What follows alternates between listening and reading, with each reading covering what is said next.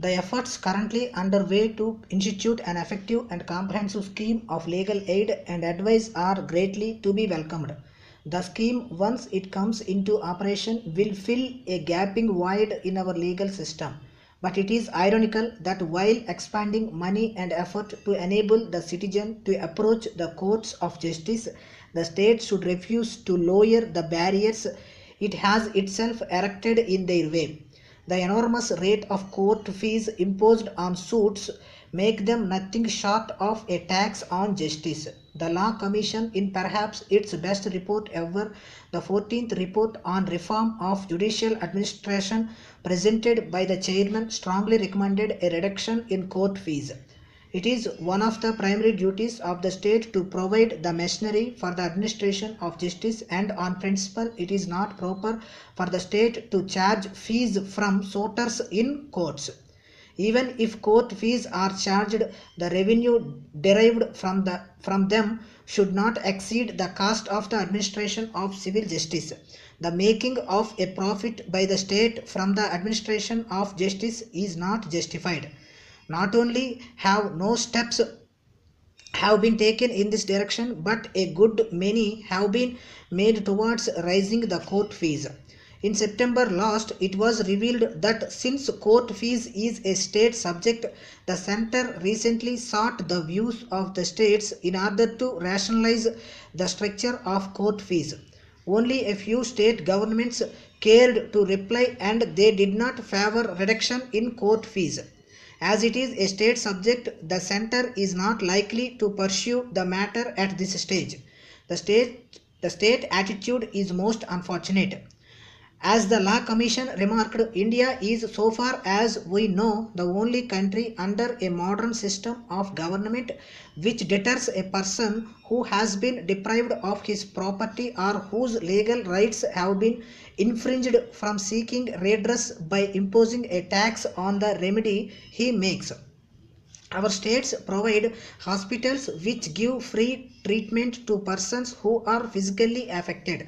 But if a person is injured in the matter of his fundamental or other legal rights, we bar his approach to the courts except on payment of a heavy fee.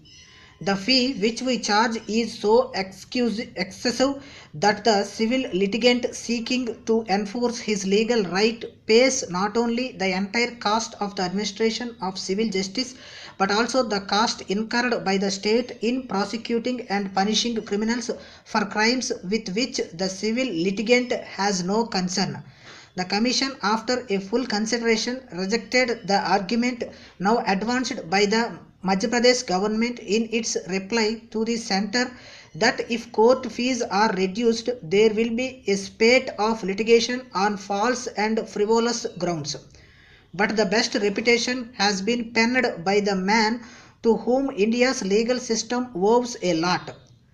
Macaulay wrote in a minute dated June 20th, 1835 that it is undoubtedly a great evil that frivolous and vexatious actions should be instituted.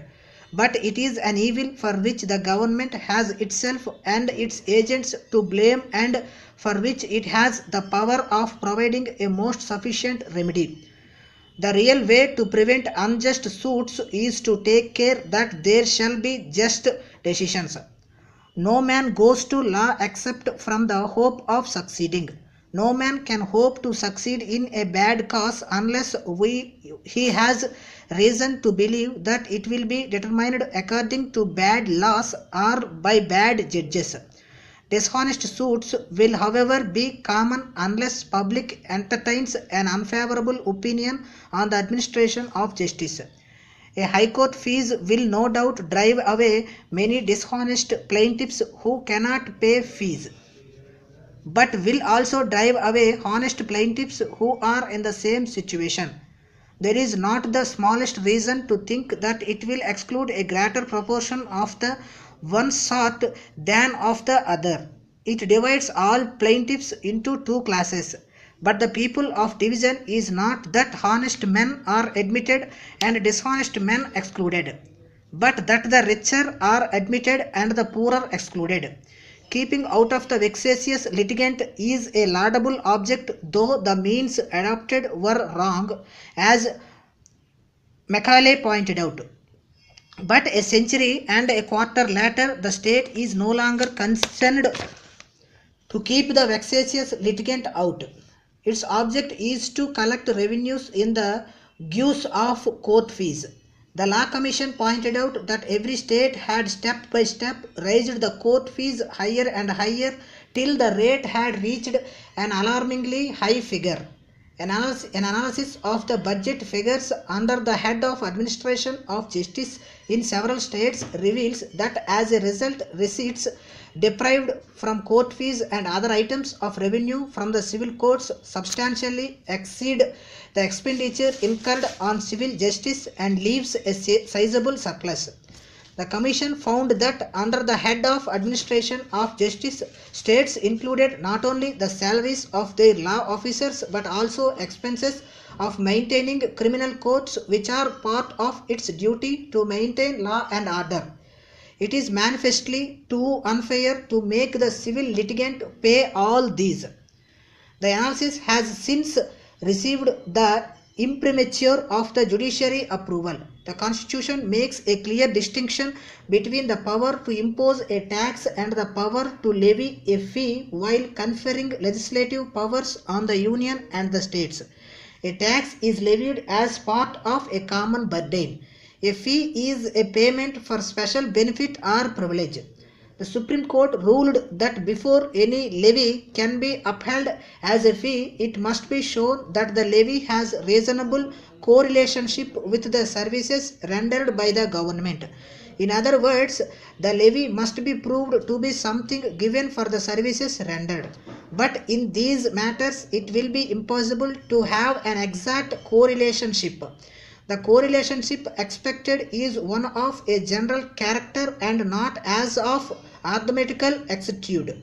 Relying on this clear distinction, several petitions were filed in the Madras High Court, mainly contending that the court fees collected bore no correlationship to the services rendered.